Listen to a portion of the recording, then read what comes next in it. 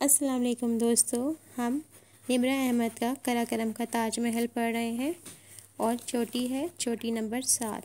तो चलिए शुरू करते हैं। वापसी का सफ़र कमर पर खाली रिक्शक के बायस आसान था। ऊपर के आगे आके उतर रही थी। उसका जूता काट रहा था जिसके बायस उसे चलने में दिक्कत का सामना था। जिस तरह पेपर कभी नए पेन से हल नहीं करते, इसी तरह कोहे पैमाई या कोहे नूर दी ट्रैकिंग का आगाज़ नए जूते से कभी नहीं करते। इसकी ये जहनी रोसी बेखबर वो उसके अकब में कह रहा था, तुमने गालबन नए ट्रैकिंग बूट्स लिए हैं। और मुझे पता है। उसने इतनी दृष्टि से उसकी बात काटी कि वो खामोश हो गया। प्रीशे ने अपनी रफ्तार तेज़ कर दी। उफ़क़ ने उसके रवैये के माहौल की तब्दीली पर महमूल किया। सूरज डूब चुका था। बेस कैंप के रंग बिरंगे खैमों में वाज़ह कमी आ चुकी थी। अतालवी जाते जाते अपना कचरा भी समेट कर नहीं गए थे। खाली बोतलें, कैन, बेकार सामान उनके खैमों की जगह बिखरा पड़ा था। सुरमई अंधेरा पहाड़ को अपनी लपेट में ले रहा था। खैमों के अंदर रोशनियां जल उठी थीं। वो तेज़ कदमों से किचन टेंट में आई। शफाली चपातियाँ पका रहा था। निशा और इरसा करीबी प्लास्टिक चेयर्स पर बैठी थीं। इरसा बाजी, आप अपनी किताब में यह ज़रूर लिखना कि ये गोरा लोग दाल चावल और चपाती को मिक्स करके कैसे मज़े से खाता है। फिर कह रहा होता है, नो रकाब, no fat, chapati is the best. Shafali इरसा को मशवरा देते हुए अल्बर्टो के किसी अतालवी टीम मेंबर के नकल उतार रहा था। प्रीशे एक कुर्सी खींचकर बैठ गई और एक स्पोर्ट्स ड्रिंक उठाकर मुंह से लगा ली। इरसा, तो इतना रोमांटिक नावल इस पहाड़ के बारे में कैसे लिख सकती हो? इस बुलंदी पर तुम्हारे किरदारों की कुल्फ़ी जमी होगी, ना कि वो रोमांस झाड़ रहे होंगे। निशा हंसते हुए कह रही थी। दफ्तन परीक्षे को खामोश देकर संजीदा हुई। तुम्हें क्या हुआ? कुछ नहीं। वो ड्रिंक की घूंट लेती रही। मैं जा रही हूँ इधर से। एक तो लोग भी ना जिधर राइटर देखते हैं मशवरे देना शुरू कर देते हैं।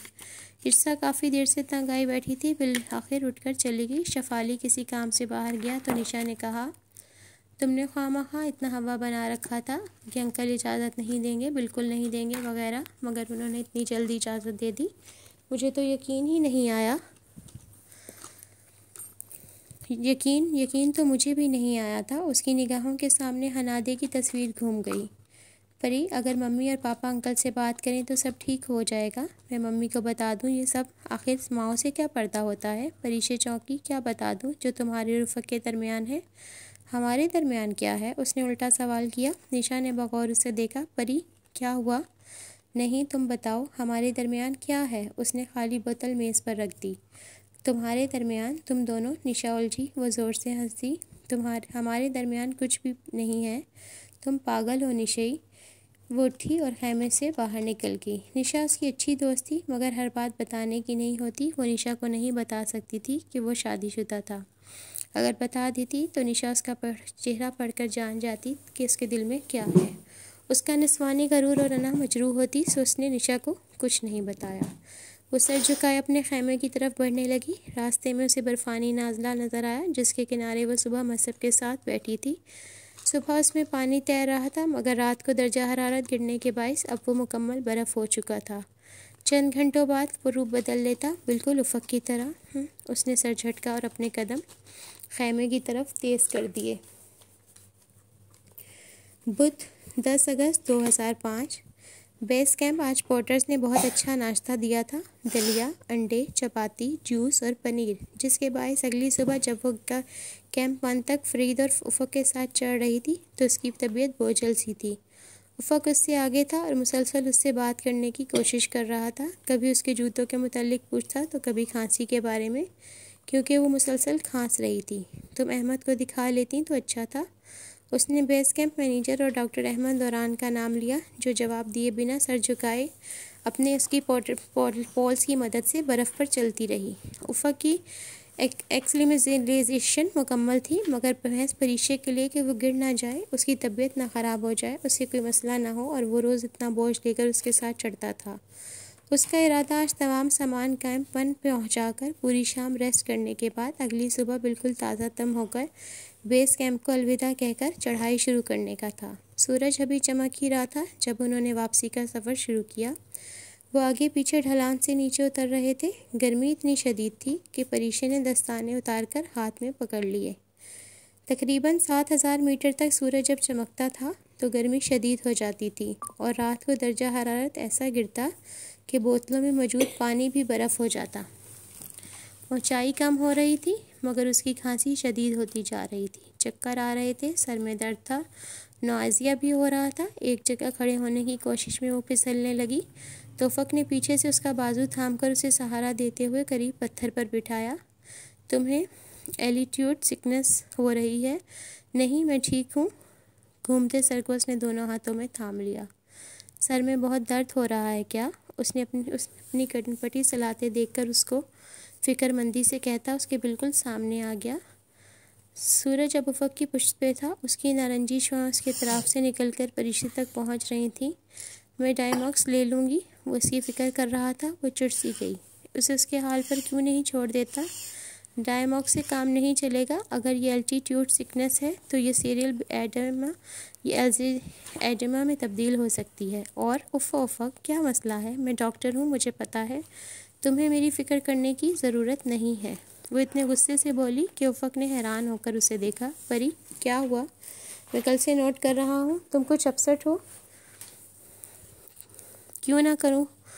मुझे जो भी है ये तुम्हारा दर्द सर नहीं है, तो मेरी फ़िक्र मत करो, समझे तुम? वो खड़ी हो गई। सर दर्द बढ़ता जा रहा था। क्यों ना करूँ तुम्हारी फ़िक्र? तुम मेरी, मैं कुछ नहीं हूँ तुम्हारी। वो एकदम हलक फाड़ कर चिल्लाई। तुम्हारी सिर्फ हनादे है, तुम इसकी फ़िक्र करो।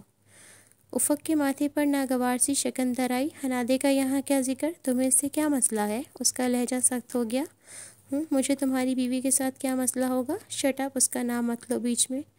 परीशी ने पहली दफ़ा उसे गुस्से में देखा और उसे गुस्सा आया भी किस बात पर था कि उसका बीवी के नाम तहकीर से ना ले। वो इससे इतनी मोहब्बत करता था कि सिर्फ नाम लेने पर परीशी के हलक में आंसुओं का गोला फंसने लगा। वो झटके से मुड़ी और तेज़ी से ढलान से नीचे उतरने लगी। परी रुको, वो उसके पीछे लपका। वो जितना तेज़ दौड़ सकती थी दौड़ी।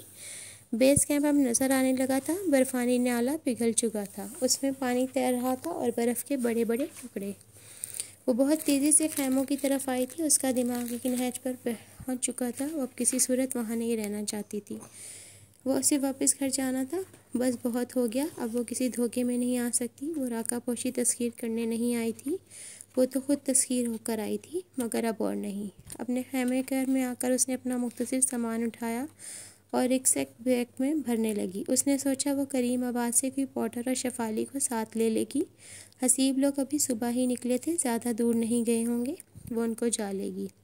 परी, तुम्हें क्या हुआ? वो हाँफता काँपता उसके खामे में दाखिल हुआ। परीशे ने जवाब नहीं दिया, दोनों हाथों से अपनी चीज़ें इकट्ठी कर रही थी। उसको बैग तैयार देखकर ठटका। तुम कहाँ जा रही हो? घर। वो अपनी शेल जैकेट, डाउन जैकेट और दूसरी वाटर प्रूफ बैग में भर रही थी। मगर क्यों? मुझे तुम्हारे साथ क्लाइंब नहीं करनी। उसने दूसरे बैग में जराबे, दस्ताने और स्कार्फ डाले। ये अचानक तुम्हें क्या हो गया? तुम इधर क्लाइंब करने आई थी और बहुत खुशी से आई थी। वो मेरी गलती थी, हमाकत थी। उसने लोशन और आखिर में क्रीम डालकर जिप चढ़ाई। मगर हुआ क्या है?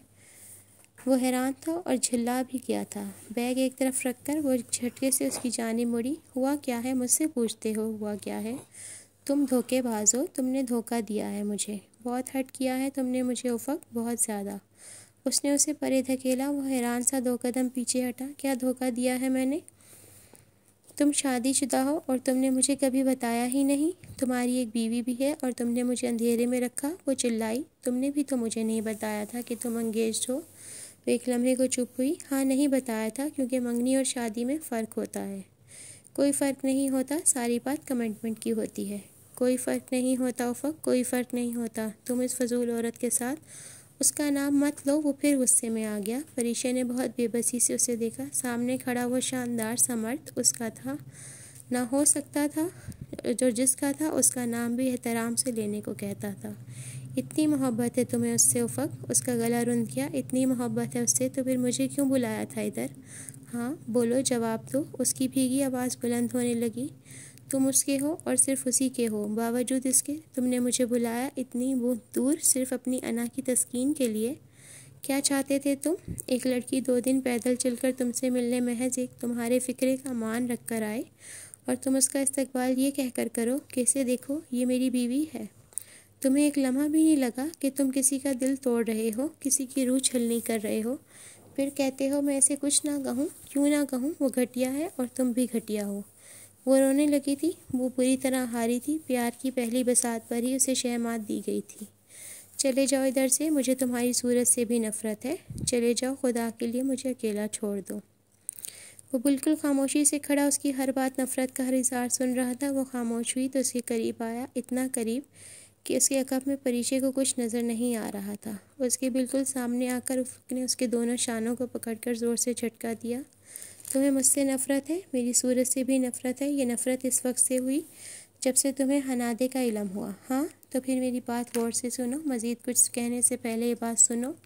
तुम हनादे के बारे में कुछ नहीं जानती। 2 साल पहले केटू पर बर्फ़शार आया था। हनादे उसमें दबकर मर गई थी। उसका नाम इस तरह मत लो, वो मेरी बीवी थी। उसने परिशे के कंधों को एक झटका देकर छोड़ दिया, फिर एक आखिरी नज़र उस पर डालकर तेज़ी से पलटा और खैमे का गोरटेक्स हटाया। बाहर से राका पोशी के सुरमई कदमों की झलक नज़र आई। साथ में सर्द हवा के थपेड़े भी अंदर आए। वो बाहर निकला, खैमे का पर्दा गिरा दिया। राका पोशी छुप गया। सर्द हवा का रास्ता रुक गया और वो जहाँ थी अभी तक वहीं मुंजमद सी हो गई खड़ी थी। बेस कैंप पर रात उतर आई थी। अंधेरे में दोमानी की सफ़ेद चोटी किसी हीरे की तरह जिगर जिगर चमक रही थी। पहाड़ के कदमों में खैमों से एक तरफ हटकर खाली जगह पर आग का अलाव जला था। उस अलाव के गिर्द उफ़क़ की स्पोर्ट टीम के अफराद, मकामी पोर्टर्स और करीमाबाद के पास ही झमकट्टा लगाए बैठे थे। बेस कैंप की पुरौनक फ़िज़ा में लकड़ियों के चटकने की आवाज़ के साथ बुलंदोबाला कहके गूंज रहे थे। करीमाबाद के लोगों ने उफ़क़ से वादा किया था, अगर वो राकापोशी सर कर लेगा तो इसके एजाज़ में पूरा गांव दावत देगा। कभी इस महफिल से हंसा के रवायती नगमों की सदा गूंजने लगती तो कभी तुर्क अपने गीत सुनाने लगते। इन अरूज पर पहुंची रौनकों में 2 अफराद की कमी थी। एक इरसा जो अपने खैमे में बैठी अपना नावल लिखने में महफ थी, और दूसरी परिशे जो इन सबसे दूर इस बर्फ़ानी नाले के पास सोगवार सी बैठी थी। वो कोहनी घुटने पर रखे, मुट्ठी थोड़ी तले जमाए सामने खैमों को देख रही थी। खैमों के इस पार बॉन फायर का मंजर आधा नज़र आता था, आधा खैमों के बायस छुप गया था। तब दफ्तन उसने उफ़क़ को महफिल में से उठते देखा। वो खैमों के दरमियान में से जगह बनाता, अपनी ग्रे फ्लेस जैकेट की जिप बंद करता उसकी जानिब आ रहा था। परिशे ने सर झुका दिया। इस वक्त उफ़क़ से बेतहाशा शर्मिंदगी हो रही थी। तुम क्या इधर बोल्ड लोगों की तरह बैठी हो? आओ वहाँ चलो, सब इधर इंजॉय कर रहे हैं। ये सिर्फ तुम्हारे लिए इतना शुगल छोड़ कर आया हूँ। वो इतने फ्रेश अंदाज में मुखातिब सा जैसे सुबह कुछ हुआ ही नहीं। परिशे ने अपनी लंबी पलकें उठाकर डुबडुबाई आंखों से उसे देखा। वो उसके सामने एक पत्थर पर कोहनी जमाए आराम से बैठ चुका था और अभी से ही देख रहा था। तुमने हम तुर्कों के गीत मिस कर दिए। अभी मैं इतना अच्छा गाना सुना रहा था। वो पोर्टर्स कहने लगे, साहब आपने गलत पोजीशन चूज़ किया। आपको तो उफ़क़ उसकी आंखों में आंसू तैरने लगे। वो इसे डांटे या उस पर खफा होने के बजाय यूँ इतने लापरवाह और हशाश बशाश क्यों लग रहा था। मैं बहुत बुरी हूँ ना उफ़क़? तुम्हें वाकई आज पता चला है? प्लीज़ उफ़क़, मैं सीरियस हूँ। मैं भी डेड सीरियस हूँ प्यारी परी। वो मसनूई संजीदगी से बोला। दूर अलाव के करीब से उठता शोर यहाँ तक सुनाई दे रहा था। प्लीज़ उफ़क़, मुझे बात करने दो। वो हांसी हुई। कम ऑन, मुझे पता है तुमने क्या कहना है। यही कि उफ़क़ मुझे माफ़ कर दो। मैं बहुत शर्मिंदा हूँ। मुझे नहीं पता था वो मर चुकी है, वरना मैं वो सब ना कहती। यही कहना है ना तुम्हें? तो बस ठीक है, मैंने कह दिया तुम्हारी जगह। अब इस किस्से को ख़त्म कर दो। वाह उफ़क़, वाकई मुझे नहीं पता था। मैं इतना कुछ कहती रही और वो रो देने के करीब थी। वो झुंझला गया। एक तो तुम पाकिस्तानियों में बड़ी ख़राबी है, बात को चबाते रहते हो। प्लीज़ बातों को निगल लिया करो, हज़म कर लिया करो। जो हुआ भूल जाओ प्लीज़। वो इसी तरह भीगी आंखों से उसे देखती रही। वैसे मुझे अगर इल्म होता कि तुम हनादे से इतनी जेलस होगी तो इसका जिक्र बहुत पहले कर देता। वैसे वो शरारत से थोड़ा सा झुका। मैं तुम्हें इतना अच्छा लगता हूँ क्या? मुस्कुराहट दबाए बमुश्किल खुद पर संजीदगी तारी किए वो मसनूई मासूमियत से पूछता, इससे इतना अच्छा लग रहा था? हाँ लगते हो ना, खफकी भरे अंदाज में कहकर वो खैमों की तरफ देखने लगी। उफ़क़ की तरह उसकी नाक भी सुर्ख हो रही थी और मुंह से धुआं निकल रहा था। वो कितनी ही देर उसे देखता रहा, जैसे कि बड़ा किसी बच्चे की मासूमाना शरारत पर उसे प्यार से देखता है मगर कहता कुछ नहीं। परी, आज तक ये होता आया है कि कोई बहमा खूब जिस्मानी मशक्क़तें झेलकर खुद इन खूबसूरत पहाड़ों के लिए तैयार करते हैं। आज रात ये पहली दफ़ा होगा कि मेरे अकब में मौजूद ये पहाड़ खुद को एक बहुत खूबसूरत कोहे पैमा के लिए तैयार करेगा। परीक्षा ने निगाहों का जाफिया उसकी जाने वापस मोड़ा। कदरे तराहट कदरे मासूमियत से वो बोली, कौन? मैं? नहीं यार, अपनी बात कर रहा हूँ। वो हंसते हुए उठ खड़ा हुआ। परीक्षा ने नाराज़गी से उसे देखा। अच्छा उठो, तुम्हारा चेकअप कराते हैं अहमद से। सारा दिन रोती रही हो, अब तक तुम्हारी एल्टीट्यूड सिकनेस उरूज पर होगी। खड़े खड़े उफ़क ने उसकी जानिब हाथ बढ़ाया। वो नाले की दूसरी तरफ थी। परीक्षा ने पहले खफगी से उसे देखा, मगर वो उससे ज़्यादा देर खफा नहीं रह सकती थी। उसने उफ़क का हाथ थाम लिया और खड़ी हो गई। फिर उसका हाथ थामे नाला क्रॉस किया। दूसरी जानिब पहुंचकर उफ़क ने उसका हाथ छोड़ दिया। दोनों साथ चलते हुए खैमों के करीब आए। करीमाबाद के देहाती अब उठकर जा रहे थे। अहमद अभी तक बैठा कोई गाना सुना रहा था। परीक्षा को आते देखकर झनीब कर खामोश हो गया।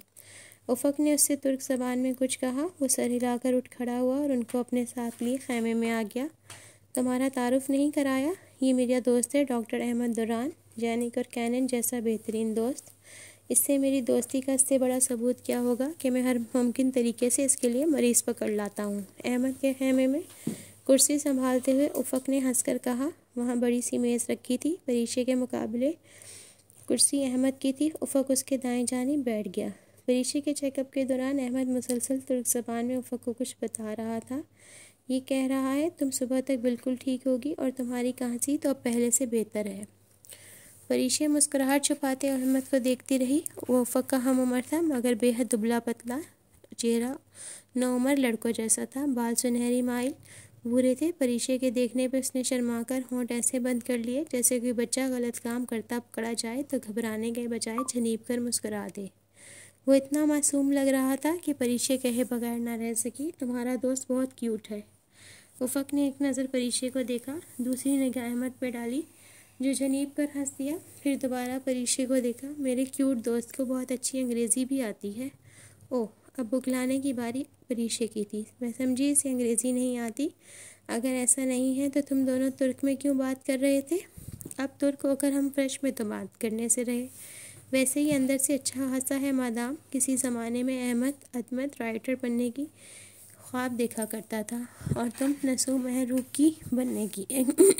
खट से अहमद की जानिब से जवाब आया, ये साहब क्या शायर है, इतना बड़ा तुर्क क्लाइंबर है, तुम्हें नहीं इल्म? खैर, जितना भी बड़ा हो जाए उफ़क अरसलान जैसा नहीं हो सकता। वो मसनूई तफाखुर से बोला, मगर परीक्षा ने सर को इस बात में जंबिश दी। सही कहते हुए, कोई बंदा उफ़क अरसलान नहीं हो सकता। इसके अलावा अहमद इंतहाई जलील किस्म का कंप्यूटर जीनियस और हैकर भी है।